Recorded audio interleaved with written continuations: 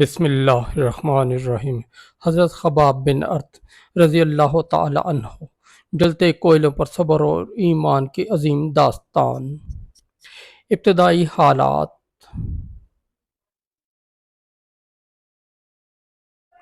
حضرت خباب بن ارت کا شمار ان صحابہ کرام میں ہوتا ہے جنہوں نے اسلام کے ابتدائی دور میں ایمان قبول کیا۔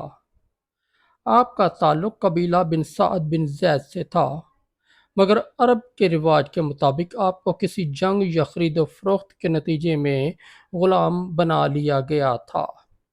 آپ ایک مشہور لوہار تھے اور مکہ میں ایک مشرکہ عورت ام انمار کے غلام تھے۔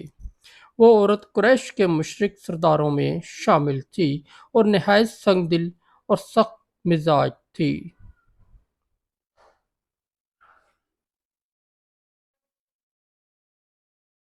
اسلام کی قبولیت۔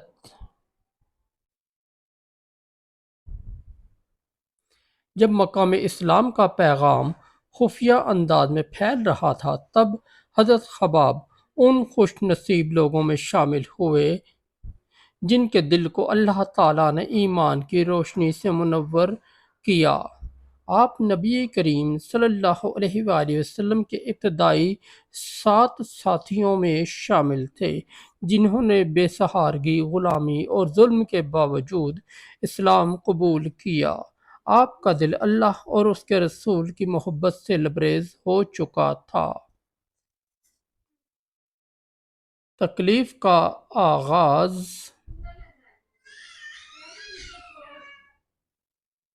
جب آپ کی مالکن ام انمار کو پتہ چلا کہ خباب نے محمد صلی اللہ علیہ وآلہ وسلم کا کلمہ پڑھ لیا ہے تو وہ سخت برہم ہوئی۔ اس نے قریش کے سرداروں کے ساتھ مل کر حضرت خباب پر ظلم کے پہاڑ توڑنا شروع کیے۔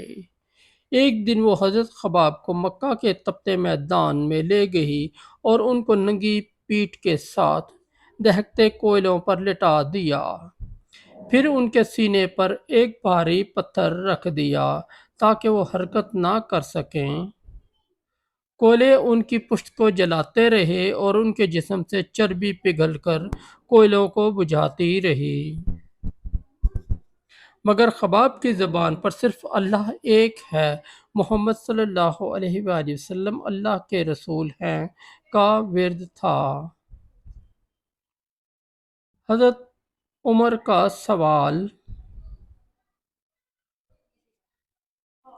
ایک مرتبہ حضرت عمر فاروق رضی اللہ تعالی عنہ کے دور خلافت میں حضرت خباب ان کے پاس بیٹھے ہوئے تھے۔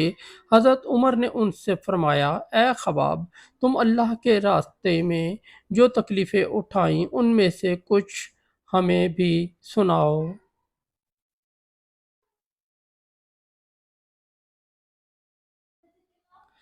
حضرت خباب نے پیٹھ کھولی تو حضرت عمر کی آنکھیں بھر آئیں۔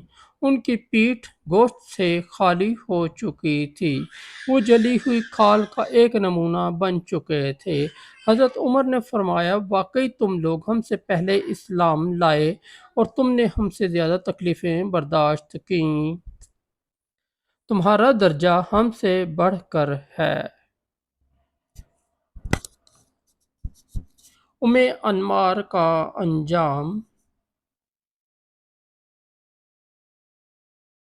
روایتوں میں آتا ہے کہ جب ظلم حد سے بڑھا تو نبی کریم صلی اللہ علیہ وآلہ وسلم نے ام انمار کے خلاف دعا فرمائی۔ اللہ تعالیٰ نے اس پر ایک دماغی بیماری مسلط کر دی جس کی وجہ سے وہ پاگل ہو گئی۔ لوگ اسے گرم لوہے سے داغتے تھے کیونکہ اس وقت یہ علاج سمجھا جاتا تھا۔ گویا کہ جس آگ سے اس نے حضرت خباب کو جلایا تھا وہی آگ اس کے اپنے انجام کا سبب بنی۔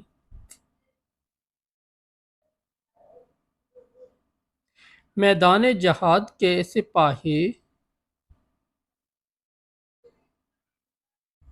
حضرت خباب نے مدینہ ہجرت کی اور پھر کئی غزوات میں رسول اللہ صلی اللہ علیہ وآلہ وسلم کے ساتھ شریک ہوئے۔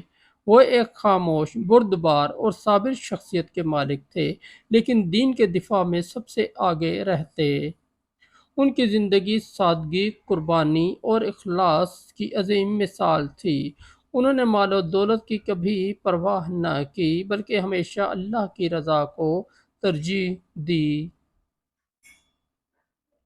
آخری ایام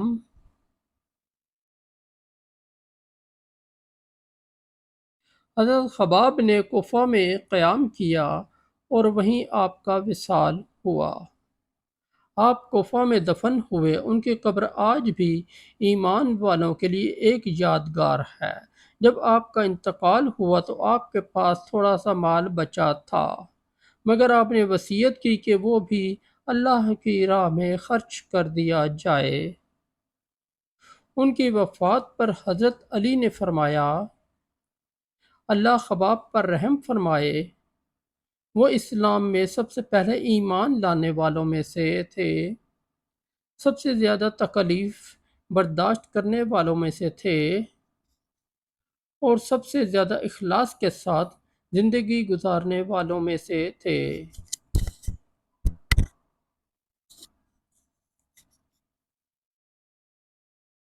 کہانی سے سبق: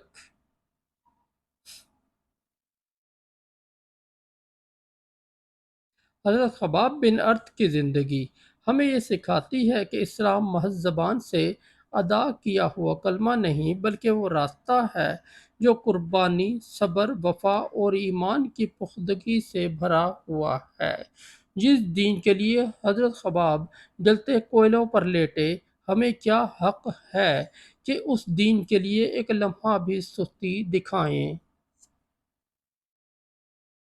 دوستو، اگر آپ کو ہماری سٹوری اچھی لگی تو ہمارے اس چینل کو سبسکرائب کر دیں اور اس ویڈیو کو لائک اور دوستوں کے ساتھ شیئر کر دیں۔ بہت شکریہ۔